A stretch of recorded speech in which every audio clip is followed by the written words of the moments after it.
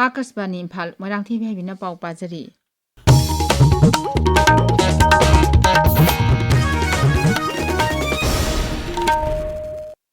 Raja segi mafung kaya da huri suma khata na ising isaugi awaba mayuk nari. Raja gi Water Resources Department gi Main Flood Control Room gi Cherol amana hai. Imphal gi maru oiba turel singi imai khudong thiningai oiba thaki maya da leiri.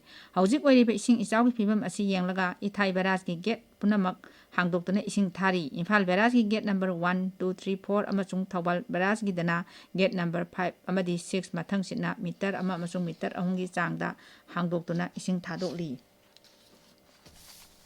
Pradhan Mantri Narendra Modi na hairi Mission Saksam Anganwadi amasung Posan 2.0 asi angangsing inkhalakliba nupi macasing amasung mironbi mamasingbu machi oiba chinjak mapung phana pijaba hengatlanaba sarkar asina paikhatpa thorangni.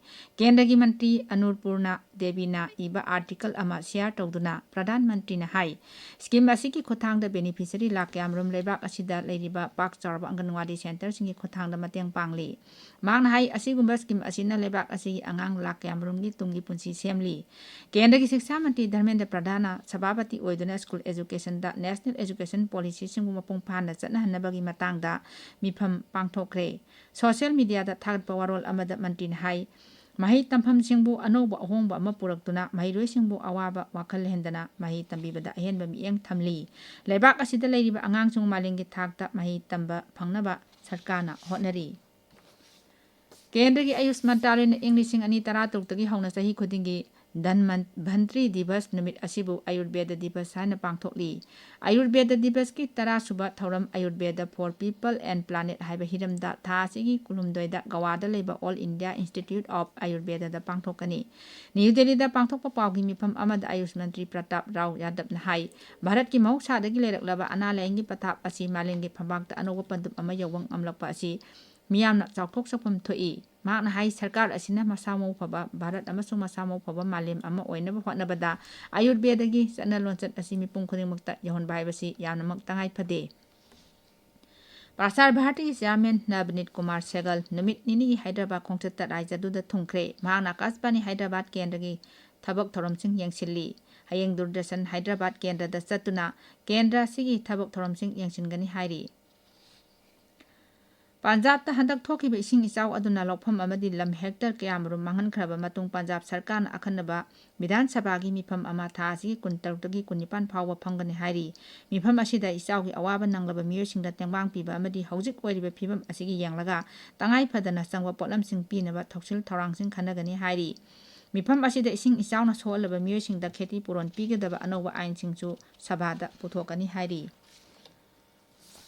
Kendra ki Consumer Affairs Food and Public Distribution Mantralayna ningthokaba numitagi chatnaba hogadaba GST rate ka mari lenana anoba advisory ama thokre. Advisory asigi matung ina manufacturer, packer amasung importer singna masana khangnaba September 22 phawbagi manungda anoba mamal thaba sticker sing sijinadaba Mantraloy asina khangali. Makhatana manufacturer, packer amasung importer singna nauna chatnagadaba GST rate miyam dealer amadi retailer singda print electronic amadi social media gi khothangda khanganabuju advisory aduna hairi.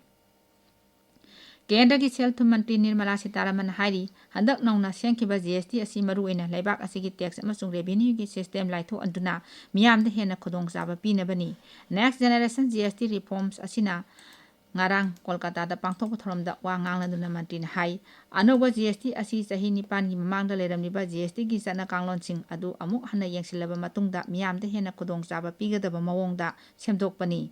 Masina tax thibagi sang hanthanbada natana Income Tax Act su hena laithok halagani. Mang hai anoba GST asina leibak miyamda kanaba pigani haibagi thajaba lei hairiba anoba chana kanglon asi lakliba Durga Puja mamangda leibak asida chatnaba hogani. Asia Cup Cricket ki Group A gi aroiba match amada Bharat ka ngasi Oman ga sanagani. Match asi midang pung 9 taba matamda Abu Dhabi da sanagani. Bharat na game ani dagi point mari phangduna Super 4 gi damak qualify oire aduga Oman di leheure. Ngarang sanakiba match amada Sri Lanka na Afghanistan bu thoiduna Super 4 stage sangkre pauloi jare.